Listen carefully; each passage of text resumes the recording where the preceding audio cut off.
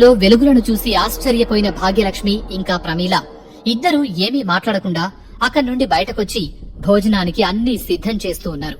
ఆ గదిలో జరిగిన దాని గురించి వాళ్లు పెద్దగా పట్టించుకోలేదు. 10 నిమిషాల్లో వస్తానన్న విక్రమ్ అరగంట గడుస్తున్నా ఇంకా రాకపోవడంతో ఇప్పుడు మన విక్రమ్ బాబు శిక్షణ తీసుకోవాలి. ఇలాంటి సాధారణ భోజనంతో అతనికి కావలసిన శక్తి రావటం కష్టమేమో అమ్మా అంది ప్రమీల. నిజమే, చూద్దాం, తనకు కావలసినవి ఎలాగైనా ఏర్పాటు చెయ్యాలి అని అంది భాగ్యలక్ష్మి. వీరముద్ర వచ్చిన తర్వాత శిక్షణ మొదలైతే ఏ మనిషికైనా కావలసిన శక్తి కంటే 10 రెట్ల శక్తి అవసరం. పైగా విక్రమ్ శరీరం చాలా బలహీనంగా ఉంది. అందువల్ల అతనికి ఇంకా ఎక్కువ శక్తి అవసరం. వారు మాట్లాడుకుంటూ ఉండగానే విక్రమ్ అక్కడికి రావడంతో దాంతో వాళ్లు మాట్లాడుకోవడం ఆపేశారు. గదిలోకొస్తూ అక్కడంతా చిందరవందరగా పడున్న వస్తువుల్ని చూసి మళ్లీ ఏదైనా సమస్య వచ్చిందా అని కలవరపడుతూ అడిగాడు. ఏమీ లేదు నాన్నా, మేం చూసుకుంటాంలే అంటూ భోజనం వడ్డించింది భాగ్యలక్ష్మి. మౌనంగా ముగ్గురు భోజనం చేస్తూ ఉన్నారు. రేపు ప్రొద్దున్నే మనం ఒక చోటికి వెళ్లాలి నాన్నా అని నెమ్మదిగా అంది భాగ్యలక్ష్మి. ఎక్కడికి అని విక్రమ్ అడగగానే, సాధువు శిక్షణ విషయంలో ఏదైనా సహాయం చేస్తారేమో అడగడానికి వెళ్లాలి అని చెప్పింది భాగ్యలక్ష్మి. కొడుకు విషయంలో తల్లి పడే తాపత్రయం ఇలా ఉంటుందా అనుకున్న విక్రమ్ భాగ్యలక్ష్మి వైపు చూసి, నీ ఇష్టమమ్మా అన్నాడు. సరే, రేపు సూర్యోదయానికి ముందే బయలుదేరాలి. నువ్వు త్వరగా తిని పడుకో అని చెప్పింది భాగ్యలక్ష్మి. అలా చెప్పడంతో ఇంకేమీ మాట్లాడకుండా సరే అన్నట్టు తలూపాడు విక్రమ్. మరోపక్క అంతఃపురంలో విక్రమ్ గురించే చర్చ జరుగుతోంది. అన్ని పరిస్థితులు విక్రమ్కు అనుకూలంగా ఉన్నాయి. విక్రమ్కి తన కూతురు శరణ్యాదేవినిచ్చి పెళ్లి చేయాలని భాగ్యలక్ష్మి అన్నయ్య బండారి అనుకుంటున్నాడు. విక్రమ్ అనారోగ్యంతో ఉన్నప్పుడు కూడా బండారికి ఈ ఆలోచనుంది. విక్రమ్ పూర్తి ఆరోగ్యవంతుడిగా మారిన తర్వాత ఇవ్వాలని అనుకున్నాడు. ఈ రోజు వీరముద్ర సాధించడంతో ఇక పెళ్లి చేసేయాలని నిర్ణయించుకుని సంతోషంగా ఉన్నాడు. అదే సమయంలో కళావతి నుండి అతనికి పిలుపు రావడంతో అంతఃపురానికి వెళ్లాడు. కళావతి పిలిపించిందంటే ఏదో పెద్ద విషయమే అయ్యుంటుందని బండారి భయపడుతున్నాడు. ఆ భయంతోనే ఆమె ముందు నిల్చుని ఎందుకు పిలిచారో చెప్పండి అన్నట్టు చూస్తూ ఉన్నాడు. ఇంతలో అక్కడికి రాజ్యలక్ష్మి కూడా వచ్చింది. విక్రమ్కి నీ కూతురునిచ్చి పెళ్లి చెయ్యాలని అనుకుంటున్నావని మేం విన్నాం, నిజమేనా అని అడిగింది కళావతి. అవును అన్నట్టు తలూపాడు అతను. ఈ పెళ్లి జరగటానికి వీల్లేదు అని వెంటనే అంది రాజ్యలక్ష్మి. ఆ మాట వినగానే బండారి ఆశ్చర్యపోయాడు. భాగ్యలక్ష్మి విక్రమ్ ఎలాంటి పరిస్థితుల్లో ఉన్నా వారిది రాజకుటుంబమే కాబట్టి తన కూతురునిచ్చి పెళ్లి చేస్తే గొప్పగా ఉంటుందని ఆశపడ్డాడు. అందుకే రాజ్యలక్ష్మి మాటలకు సమాధానంగా, క్షమించాలి, ఇది ఎప్పటి నుంచో అనుకుంటున్న విషయం, ఇప్పటికిప్పుడు వద్దంటే అని ఏమీ చెప్పలేక ఆగిపోయాడు. అప్పుడే కుర్చీలో నుంచి పైకి లేచిన కళావతి, మీ బాధ నేను అర్థం చేసుకోగలను. విక్రమ్తో మీ అమ్మాయి పెళ్లి వద్దు అన్నాను, కాని మీ అమ్మాయికి పెళ్లి చేయకూడదు అనలేదే అంది. ఆమె ఏం చెబుతోందో అర్థం కాక బండారి అయోమయంగా చూశాడు. మీ అమ్మాయి అందగత్తే, పైగా అన్ని విద్యల్లో ఆరితేరినది. మీకు అభ్యంతరం లేకపోతే మా అబ్బాయి ప్రతాప్ మీ అమ్మాయిని పెళ్లి చేసుకుంటాడు అని అంది. ఆ మాటలు వినగానే ఆశ్చర్యం, సంతోషంతో పాటు భయం కూడా కలిగింది. తాను విన్నది నిజమో కాదో అనే ఆలోచనలో పడ్డాడు. అక్క చెప్పిన దానికి నీ సమాధానమేమిటో చెప్పకుండా అలా బొమ్మలాగా ఉండిపోవటంలో నీ ఉద్దేశమేంటి అని గట్టిగా అడిగింది పక్కనే ఉన్న రాజ్యలక్ష్మి. ఉలిక్కిపడ్డ బండారి, క్షమించాలి, మీరన్నది సమంజసంగానే ఉంది, కానీ భాగ్యలక్ష్మి గారికి ఏం సమాధానం చెప్పాలో అర్థం కావటం లేదు అని అడిగాడు. విక్రమ్ని చేసుకోవడానికి నీ కూతురు శరణ్య సిద్ధంగా లేదని, ఆమె ప్రతాప్ని కోరుకుంటుందని చెప్పి ఏదైనా సమస్య వస్తే నీ ముందు మేమున్నాం అంది కళావతి. ఆ మాటలకు అతను సంతృప్తి చెంది చిరునవ్వుతో వాళ్ల వైపు చూసి ధన్యవాదాలు అని చెప్పి అక్కడి నుండి వెళ్లిపోయాడు. అతను వెళ్లిపోయిన తర్వాత రాజ్యలక్ష్మి, కళావతి ఒకరినొకరు చూసుకుని నవ్వుకున్నారు. వారిలో భాగ్యలక్ష్మిని గెలిచామన్న విజయ గర్వం తొంగి చూసింది. భోజనం చేసిన కాసేపటికే విక్రమ్కి అలసటగా అనిపించడంతో వెంటనే నిద్రలోకి జారుకున్నాడు. భాగ్యలక్ష్మి నిద్రపోకుండా ఏదో ఆలోచిస్తూ ఉండగా అక్కడికొచ్చిన ప్రమీల, ఏంటో అన్నీ ఊహించని విధంగా వింతగా అయిపోతున్నాయి కదమ్మా అని అంది. నిజమే ప్రమీల, 2 రోజుల్లో ఎంత మార్పు! బహుశా దేవుడి కూడా మన మీద జాలి కలిగిందేమో అంది భాగ్యలక్ష్మి. అప్పుడే తలుపు కొట్టిన శబ్దం అవటంతో ఈ సమయంలో ఎవరా అని ఇద్దరు ఆశ్చర్యపోయారు. నేను చూస్తానమ్మా అని ప్రమీల లేచి వెళ్లి తలుపు తీసింది. ఎదురుగా ఉన్న సైనికుడు చేతిలో లేఖతో నిలబడి ఉన్నాడు. ఇది రాణిగారికిమ్మని పంపారు అన్నాడు సైనికుడు ఆ లేఖనిస్తూ. ఎవరిచ్చారు అని ప్రమీల అడుగుతూ ఉండగానే, వారి అన్నయ్య బండారి గారు అంటూ వెళ్లిపోయాడు ఆ సైనికుడు. బండారి పంపాడని సైనికుడు చెప్పగానే ఖచ్చితంగా పెళ్లి గురించి అయ్యుంటుందని అనుకుని ప్రమీల దగ్గర నుంచి లేఖను తీసుకుంది భాగ్యలక్ష్మి. అన్నయ్య ఏదైనా చెప్పాలనుకుంటే ఇక్కడి దాకా రావచ్చు కదా, ఇలా లేఖలు పంపడం దేనికి అని ఆలోచిస్తూ ఆ లేఖను విప్పి చదివింది. మరుక్షణం ఆమె ముఖంలో రంగులు మారిపోయాయి. అది చూసిన ప్రమీల ఏమైందమ్మా అని కంగారుగా అడిగింది. శరణ్యతో విక్రమ్ పెళ్లి రద్దు చేసుకుంటున్నట్లు వార్త పంపారు అని చెప్పింది భాగ్యలక్ష్మి. అది విని ఆశ్చర్యపోయిన ప్రమీల, అదేంటమ్మా, ఇంతకాలం విక్రమ్ కోలుకోవాలని పెళ్లి చెయ్యాలని ఎదురు చూసింది వాళ్లే కదా. ఇప్పుడు మన విక్రమ్ కోలుకుని వీరముద్ర కూడా సాధించాడు. ఈ సమయంలో ఈ పెళ్లి రద్దు అనటంలో వారి ఉద్దేశం ఏమై ఉంటుంది అని అంది. ఏమో, కారణాలేమీ వ్రాయలేదు. మామూలుగా పెళ్లి రద్దు అని మాత్రం ఉంది. రేపు వెళ్లి అసలేమైందో మాట్లాడతాను అని అంది భాగ్యలక్ష్మి. ఆమె మాటల్లో బాధ గమనించిన ప్రమీల ఏం మాట్లాడాలో తెలియక మౌనంగా ఉండిపోయింది. మరుసటి రోజు తెల్లవారుజామున సూర్యోదయానికి గంట ముందే నిద్రలేచి అన్నీ సిద్ధం చేసుకుని విక్రమ్ను తీసుకుని కొండపైకి ప్రయాణం మొదలుపెట్టింది భాగ్యలక్ష్మి. మరోవైపు ఆరావళి కూడా ఆ రాజ్యం నుంచి తన రాజ్యానికి ప్రయాణం చేస్తూ ఉంది. ఆరావళి రథం పక్కనే గుర్రంపై వస్తున్న ఒక సైనికుడు పదే పదే రథం ముందుకి వెనక్కి వెళ్లి చూసొస్తున్నాడు. అది గమనించిన ఆరావళి అతను రథం పక్కకి రాగానే దగ్గరికి పిలిచి, ఏమైంది సేతుపతి, అలా కలవరపడుతున్నావు అని అడిగింది. ఏమీ లేదు దేవి, వేగుల నుండి ఒక చిన్న వార్త అందింది. మన మీద దాడి జరిగే అవకాశం ఉందని ఆ వార్త సారాంశం అని అన్నాడు సేతుపతి. ఆ మాట వినగానే పెద్దగా నవ్వింది ఆరావళి. ఆమె అలా నవ్వటంలో తప్పేం లేదు. గడిచిన దశాబ్దాలలో ఆమెను ఎదిరించిన రాజ్యాల్లేవు, మనుషులు లేరు. అందుకే అంతలా నవ్వుతోంది. అలా నవ్వుతూనే, ఏంటి సేతుపతి, ఇంకా మనకు శత్రువులు మిగిలే ఉన్నారా, లేక కొత్త శత్రువులు పుట్టుకొచ్చారా అని అడిగింది. క్షమించాలి దేవి, ఈ మధ్య విక్రమసేన అని కొంతమంది సమూహంగా ఏర్పడ్డారట. వారి లక్ష్యం మిమ్మల్ని అంతం చేయడమేనట. అందుకే అని ఆగాడు సేతుపతి.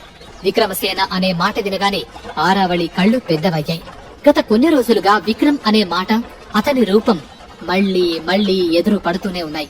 ఇది యాదృచ్ఛికమేనా, లేక దీని వెనక మరేదైనా కారణముందా? విక్రమ్ కుటుంబాన్నే కాదు, ఆ వంశం తాలూకు మూలాలు, అనుచరులు అందరినీ తుడిచిపెట్టేశాను కదా. అలాంటిది 200 సంవత్సరాల తర్వాత మళ్లీ అతని పేరుతో ఇలా సేన సిద్ధమవుతున్నారంటే అసలు దీని మూలం ఎక్కడుంది అని ఆలోచిస్తోంది ఆరావళి. ఆరావళి ఏం చెబుతుందా అని చూస్తూ ఉన్నాడు సేతుపతి. ఆలోచించకు సేతుపతి, ధైర్యంగా ముందుకు సాగండి అని చెప్పింది ఆరావళి. ఆజ్ఞదేవి అని సైన్యాన్ని ముందుకు కదిలించాడు సేతుపతి. ఆరావళి వెళుతున్న రథంకి కొంచెం దగ్గరలో అడవి దారి గుండా భాగ్యలక్ష్మి వాళ్లు వస్తున్న రథం వస్తోంది. ఆ రథం ముందు 2 సైనికులు మాత్రమే ఉన్నారు. ఆ దారి చాలా నిశ్శబ్దంగా, ప్రశాంతంగా ఉంది. గుర్రాల డెక్కల చప్పుడు తప్ప ఇంకేమీ వినిపించట్లేదు. రథంలో ఉన్న భాగ్యలక్ష్మి ఏదో ఆలోచనలో ఉంది. బయటకు చూసి ప్రకృతిని చూస్తూ పరవశించిపోతున్న విక్రమ్ ఒకసారి భాగ్యలక్ష్మి వైపు తిరిగాడు. ఆమె ఏదో ఆలోచనలో ఉందని గ్రహించి, అమ్మా, పొద్దున్నుండి చూస్తున్నాను, ఏదో విషయంలో దీర్ఘంగా ఆలోచిస్తున్నట్టున్నావు, ఏమైందమ్మా అని అడిగాడు విక్రమ్. విక్రమ్ వైపు చూసిన భాగ్యలక్ష్మి చిన్నగా నవ్వుతూ, ఏం లేదు నాన్న, చిన్న విషయమేలే అని అంది. నాకు చెప్పకూడని విషయమా అని అడిగాడు విక్రమ్. అలాని కాదు నాన్న, ఇప్పుడు నీ దృష్టంతా శిక్షణ మీదే ఉండాలి, అదే నా ఉద్దేశం అని అంది. నా శిక్షణ విషయంలో నువ్వు కలవరపడాల్సిన అవసరం లేదమ్మా, చూస్తూ ఉండు, నేను ఖచ్చితంగా విజయం సాధించి తీరుతాను అని చాలా నమ్మకంగా అన్నాడు. అప్పుడే అమ్మా అంటూ ఎవరు ఆర్తనాదం పెట్టారు. అది పూర్తయ్యేలోపే మరొక ఆర్తనాదం. ఏమైందా అని రథం ముందుకు చూశాడు విక్రమ్. భాగ్యలక్ష్మి భయపడిపోయింది. ఎక్కడి నుండో వచ్చిన బాణాలు రథం ముందున్న 2 సైనికుల్ని నేల మీద పడేశాయి. అప్పుడే, అమ్మా, మన మీద దాడి జరుగుతోంది అంటూ రథసారథి అరుస్తూ రథాన్ని వేగంగా ముందుకు ఉరికించాడు. సైనికులు ప్రాణాలు కోల్పోవటం, బాణాలు దూసుకొస్తూ ఉండటం చూసి భాగ్యలక్ష్మి కంగారు పడిపోయింది. రథాన్ని ఆపకు అని గట్టిగా అరుస్తూ అంది. ఆమెలో అనేక ఆలోచనలు కదిలాయి.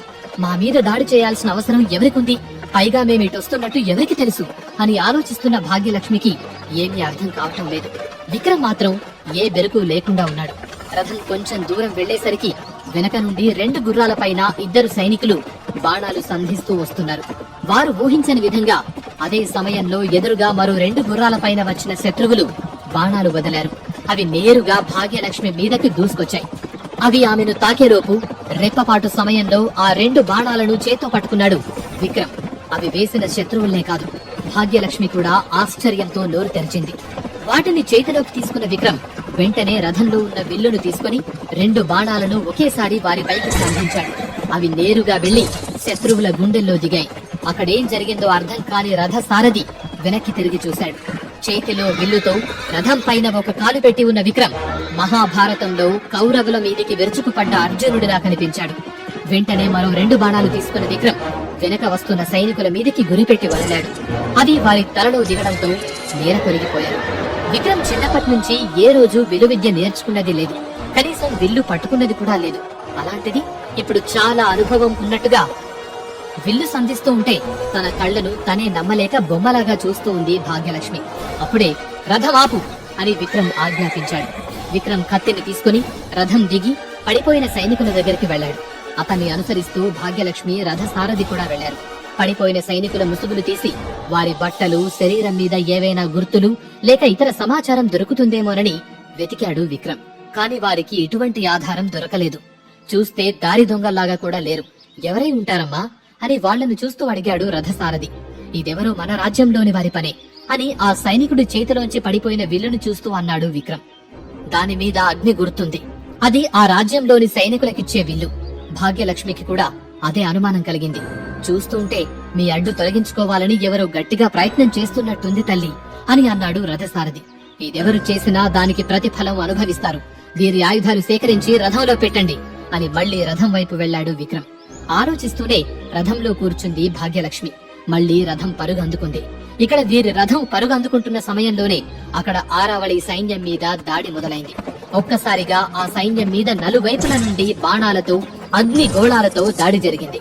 వాళ్ళందరూ ఎంత సిద్ధంగా ఉన్నా ఒక్కసారిగా జరిగిన దాడి వారిని ఉక్కిరి బిక్కిరి చేసి అందరినీ నలువైపులా చెల్లా చెదురయ్యేలా చేసింది. ఆరావళి సైన్యం ఎదురుదాడి చేసేలోపు వాళ్లలోని సగం మంది బలైపోయారు. సేతుపతి ఆజ్ఞాపించడంతో కొంతమంది సైన్యం ప్రాణాలకు తెగించి ఆరావళి రథం చుట్టూ రక్షణగా నిలబడ్డారు. ఆ రథంతో పాటుగా సైన్యం వేగంగా ముందుకు దూసుకుపోతోంది. దారి పొడవునా వారిపైన బీభత్సమైన దాడి జరుగుతూనే ఉంది. దాడి జరుగుతుందేమోనని ఊహించారు కానీ ఈ విధంగా ఉంటుందనుకోలేదు ఆరావళి సైన్యం. పెద్ద పెద్ద బండరాళ్లు కూడా వారిపైన ఎగిరివచ్చి పడుతున్నాయి. కొంత దూరం వెళ్లేసరికి ఎటూ వెళ్లటానికి వీలు లేకుండా బండరాళ్లు, అగ్ని గోళాలు అడ్డొచ్చాయి. ఒక్కసారిగా వారు ఆగిపోవాల్సి వచ్చింది. ఆరావళి ఒక్కతే ఏమాత్రం కంగారు పడకుండా అన్నీ గమనిస్తూ ఉంది. ఒక్క మనిషైనా కనపడకపోతాడా అని చూస్తూ ఉంది.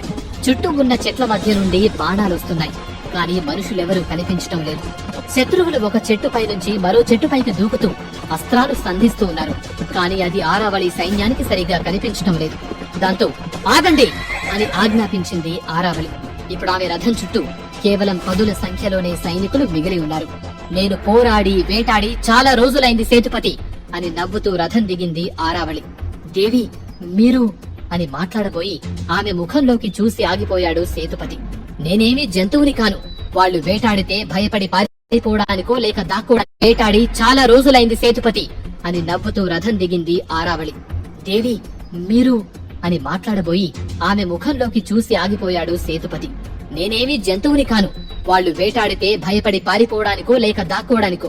నేను ఆరావళిని, మృత్యుంజయురాలిని అని గట్టిగా నవ్వింది. అది అర్థం చేసుకున్న సేతుపతి గుర్రం దిగి కత్తి తీసి చేత్తో పట్టుకుని ఆమె పక్కన నిలబడి అన్నీ సిద్ధం తల్లి అన్నాడు. అప్పుడే బాణాలు రావటం ఆగిపోయింది. చుట్టూ ఉన్న చెట్ల మీద నుండి దిగిన కొన్ని వందల మంది ఎర్ర ముసుగు వేసుకున్న వ్యక్తులు ఆరావళి సైన్యాన్ని సమీపించి వాళ్లను చుట్టుముట్టి నిలబడ్డారు.